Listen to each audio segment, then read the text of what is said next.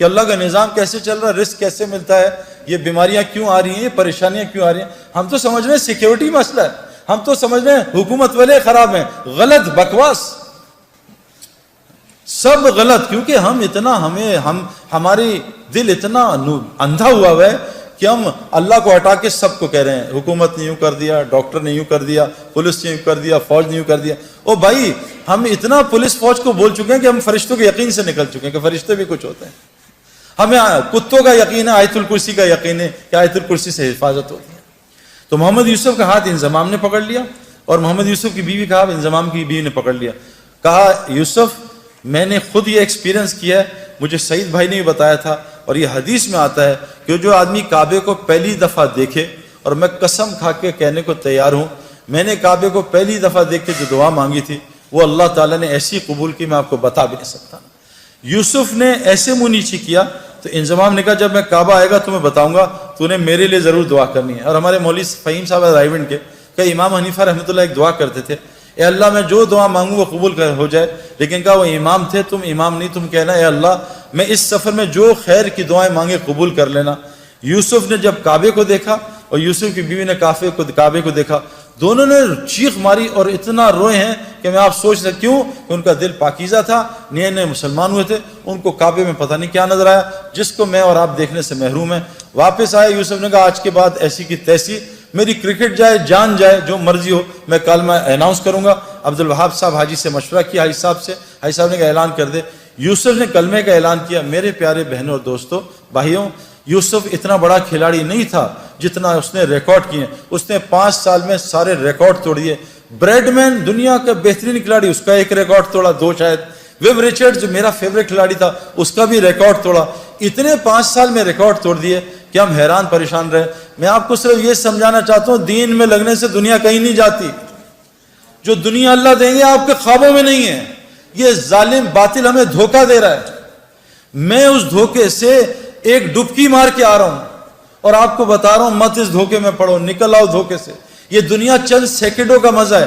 یہ لڑکی پہ نظر پڑی, چند منٹ کا مزہ, اس کے بعد دماغ خراب, دل خراب, پریشانی, اریٹیشن, چند سیکنڈوں کا مزہ ہے. میں نے نیا موبائل لیا, یہ 5 چل رہا ہے نا, آج کل 7 آیا ہوا ہے. میں ان پنگوں میں ساری زندگی گزاری. یہ نیا موبائل کا انہوں نے ایڈ دے دیا 7 ہر جگہ ایڈ آ رہا ہے 7. دوست بتا رہے ہیں سعید بھائی آپ نے 7 لے لیا, ہر جگہ سے دعوت چل رہی ہے, دعوت چل رہی ہے. اب نماز میں 7 آ رہا ہے, رکوع میں سجدے میں 7 آ رہا ہے. جس دن میرے ہاتھ میں 7 آیا اور میں نے 7 2 دن استعمال کیا, میں کہا نہیں یار اب 8 کا انتظار کرو. یہ دنیا یقین کریں جتنے مرضی پیٹو ہوں, ماشاءاللہ لاہور میں تو کھانا ٹھیک ٹھاک کھایا جاتا ہے, جتنے مرضی پیٹو ہوں, افطاری آئے اور افطاری سے پہلے دب یا پکوڑے ساری کھا جاؤں گا, سموسے بھی کھا جاؤں گا, جلیبی بھی کھا جاؤں گا, بس میں کھاؤں گا اور پانی پورا گھڑا پی لوں گا. جہاں 2 پکوڑے گئے, سموسے گئے, بھوک بھی ختم, مزہ بھی ختم. یہ دنیا جیسے ایک پلیٹ کھائی بریانی کی, مزہ آیا, پھر دوسری لی تو مزہ کم ہوا, تیسری بالکل, چوتھی پہ کہا یار مجھے الٹی آ جائے, بس کرو. اللہ کی قسم دنیا اس سے زیادہ کچھ بھی نہیں. آج ہم سب دنیا سے آخرت دنیا بنانا چاہ رہے ہیں, نہیں بنے گی اگر ہم آخرت کی محنت میں لگ گئے. اگلی مثال, یہ انضمام الحق پاکستان کرکٹ ٹیم سے نکال دیا گیا, مجھے کپتان بنایا. ان کا سب کو سلیکٹ کرنا, انضمام کو سلیکٹ نہ کرنا. میں نے انضمام الحق کو, ہمارے ایک دوست ہیں پہلے ٹی وی کے فلموں کے اداکار تھے نعیم بٹ صاحب, میں نے ان سے کہا کہ انضمام ابھی بہت غصے میں ہے اور یہ بیچارہ ایک امتحان میں ہے, اس کا اب یہ لوگوں کو رگڑا نہ دے دے آپ اس کو. حالانکہ انضمام کو غصہ نہیں آتا لیکن آتا تو بہت آتا ہے. میں کہا انضمام کو لے کے آپ اس طرح کرو کہ آپ چلے جاؤ اللہ کے راستے میں. انضمام نے 10 دن لگائے, سارا غصہ نیچے آیا, اور 10 دن لگانے کے بعد اللہ کے راستے میں 10 دن لگانے کے بعد اس کو اللہ نے واپس کپتانی دی, اور 5 سال میں پاکستان کے ٹاپ کیپٹنز میں شمار ہونے لگا. پہلے اننگز میں جا کے 326 کیے. میرے پیاروں میں یہ نہیں بتا رہا, یہ کوئی کرائٹیریا نہیں ہے, لیکن جس وجہ سے میں اور آپ ڈرتے ہیں نا میری دنیا جائے گی, واللہ ہماری دنیا وہ بنے گی جو ہم سوچ بھی نہیں سکتے. ہاشی معاملہ. چلو میں تو بڑھاپے میں دین میں آیا نا, میں تو 37 بڑھاپا ہی ہے کرکٹ کا, وہاں مجھے دین کی شکل 35 میں آ کے لوگوں نے بات کی, 37 کی ایج میں نے اللہ کے راستے میں وقت لگایا. میں 35 کرکٹ کا بڑھاپا ہے, سپورٹس کا بڑھاپا ہے. ہاشی معاملہ ایک ٹین ایجر, اس کو ساؤتھ افریقنس نے کہا ہم تمہیں کرکٹ کھلائیں گے، تمہیں اتنے $1 ملین رینٹ دیں گے، تمہیں یہ دیں گے، تمہاری یہ لائف ہوگی، تم نے بس ایک شراب کا اسٹکر لگانا ہے۔ اس جگہ لعنت بھیجتا ہوں کرکٹ پہ، میں اللہ رسول کا حکم نہیں توڑ سکتا۔ آج ہاشم آملہ ساؤتھ افریقن کا موسٹ ریسپیکٹو سٹیزن بنا ہوا، کیوں؟ یہ کیا ذلیل ہو رہا ہے ہاشم آملہ؟ میں 40 دن گیا جماعت میں، 2 مہینے بلکہ، ساؤتھ افریقہ، کچھ دوستوں کے ساتھ جماعت میں ہم گئے۔ جب مجھے ڈربن میں انویٹیشن انہوں نے دیا کہ آ کے یہاں بات کرو اسٹیڈیم میں، اس کی ٹیم کے کھلاڑی بھی تھے اور مختلف قسم کے وہ اسکوررز اور کامنٹیٹرز۔ ہاشم آملہ بھی وہاں جہاز سے اترتے ہی میرے پاس پہنچ گیا، حالانکہ لمبے سفر سے تھا۔ اسے کسی نے بتایا سعید بھائی جو ہے، سعید انور جو ہے وہ ڈربن اسٹیڈیم میں اسپیچ کر رہے ہیں۔ جنید جمشید مرحوم اور ہم ساتھ تھے جماعت میں، تو ہمارے ساتھ میری آ کے بات سنی۔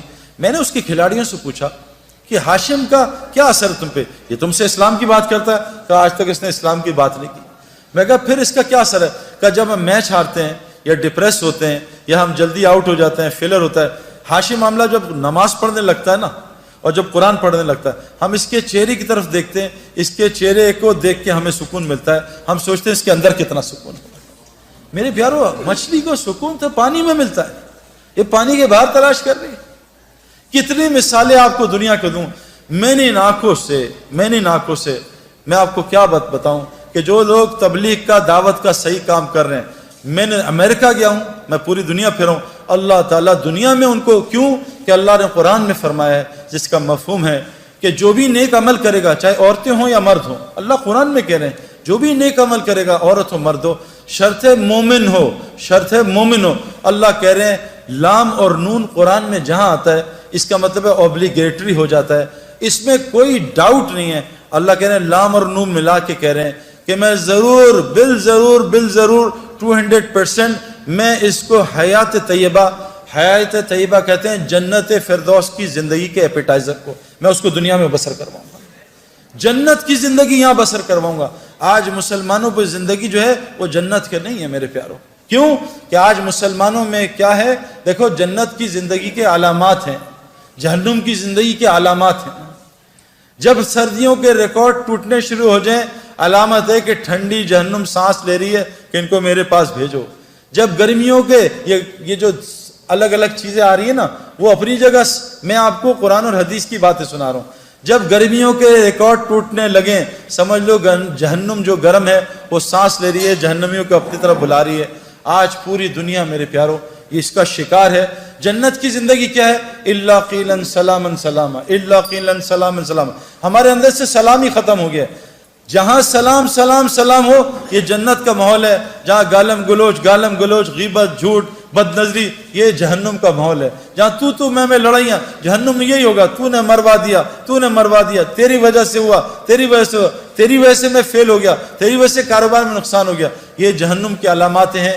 جیلوں کا بڑھ جانا، ہسپتالوں کا بڑھ جانا، کورٹ کچہریوں کا بڑھ جانا، مسلمانوں کا آپس میں لڑنا، میرے پیارو یہ علامت جنت کی نہیں ہے۔ یہ جو تبلیغ کی محنت ہو رہی ہے نا، یہ اس لیے محنت ہو رہی ہے کہ ہم ایسی وہ محنت کر لیں جو حضرت محمد صلی اللہ علیہ وسلم نے صحابہ پہ کی۔ اللہ نے 35 سال کی صحابہ پہ محنت پہ ان کو وہ دنیا دی کہ 70% دنیا ان کے قدموں میں آ گئی تھی۔ مدینے میں ایک آدمی زکوٰۃ لینے والا نہیں تھا۔ عمر بن عبدالعزیز جو تابعی تھے، ان کے زمانے میں پورے افریقہ میں ایک زکوٰۃ لینے والا آدمی نہیں تھا۔ میرے پیارو، اگر ہم صحیح دین پہ آ جائیں، اللہ ہمیں وہ دنیا دے گا جو آپ سوچ بھی نہیں سکتے۔ یہ تو میں نے اس لیے آپ کو بتایا کہ آپ ان لوگوں کو جانتے ہو، وہ دین کے وہ کیا ہے میرے پیارو، اس کو سمجھنا پڑے گا۔ دیکھو ایک بات اللہ قرآن میں کہتے ہیں، 4 قسمیں کھاتے ہیں، والتین والزیتون وطور سینین وہذا البلد الامین لقد خلقنا الانسان فی احسن تقویم۔ اللہ نے 4 قسمیں کھائی۔ اللہ کو قسم کھانے کی ضرورت نہیں ہے، لیکن اللہ اپنی بات میں، کیونکہ ہمارا مزاج ہے قسم سے یقین آتا ہے، لوگ جھوٹی قسموں پہ بھی یقین کر لیتے ہیں، ہمارے مزاج پہ اللہ کی بات کر رہے ہیں۔ میں قسمیں کھاتا ہوں، کس کی؟ انجیر کی، زیتون کی، کوہ طور کی، اور حضور صلی اللہ علیہ وسلم کے پیدائش کے شہر کی، امن والے شہر کی۔ لقد خلقنا الانسان فی احسن تقویم، میں نے انسان سے خوبصورت چیز کوئی نہیں بنائی ہے۔ مسلمان نہیں، انسان میرے پیارو۔ لیکن آج انسان کی کیا ویلیو ہے؟ آج انسان کی کوئی ویلیو ہے؟ آج انسان کی قدر جانوروں سے ختم زیادہ ہوگی۔ کیوں کہ اللہ تبارک تعالیٰ نے فرمایا ہے اگر انسان اپنے اوپر انسان بننے کی محنت کرے یہ فرشتے اس کو سجدہ کریں گے، اگر انسان بننے کی محنت چھوڑ دے تو یہ جانوروں سے بدتر ہو جائے گا۔ ہمارا سب سے بڑا مسئلہ ہے میرے پیارو، آج ہم دنیا میں ہر محنت کر رہے ہیں، ماں باپ محنت کر رہے ہیں، میرا بچہ، آج ماں باپ جب ہم سے ملتے ہیں تو کیا کہتے ہیں؟ ہم اپنے بچے کو کرکٹر بنانا چاہتے ہیں، خواب دیکھ رہے ہیں، دعائیں کرتے ہیں۔ ماں باپ کہتے ہیں ہم اپنے بچوں کو doctor, engineer, pilot, business man یہ بنانا چاہتے ہیں۔ کتنے ماں باپ ہیں جو اپنے بچوں کو انسان بھی بنانا چاہتے ہیں۔ میں نے ٹل دی ایج آف 35 کان میں ایک دفعہ نہیں سنا کہ بیٹا انسان کے بھی بچے بن جاؤ۔ میرے پاس انسان خود بخود ڈاکٹر نہیں بنتا، خود بخود انجینئر نہیں بنتا، چاہے باپ دادا کرکٹر ہوں، اس کو روزانہ 10 گھنٹے گراؤنڈ میں جانا پڑتا ہے تاکہ اس کے اندر کرکٹر یہ بن جائے۔ میرے پیاروں دیکھو میرے پیاروں، جب اللہ انسان کی تعریف کر رہے ہیں کہ انسان تو انسان کتنی صفت خیر والا ہوگا۔ حضرت داؤد علیہ السلام کو اللہ نے فرمایا اے داؤد میں ایسی امت بھیجنے لگا ہوں، ایسی امت جس کو وہ صفات دوں گا جو انبیاء میں ہوتی ہیں، وہ نوافل دوں گا جو انبیاء میں ہوتے ہیں، ان کا حشر قیامت کے دن نبیوں کے ساتھ کروں گا۔ نور کے ممبر پہ ہوں گے، نبیوں کے ساتھ کرسیاں لگی ہوں گی لیکن نبیوں کی مہر سے خالی ہوں گے، بس ان کو نبیوں کی طرح دنیا میں پالوں گا، ان کی دعائیں نبیوں کی طرح قبول کروں گا۔ آج تو ہماری دعا قبول نہیں ہوتی،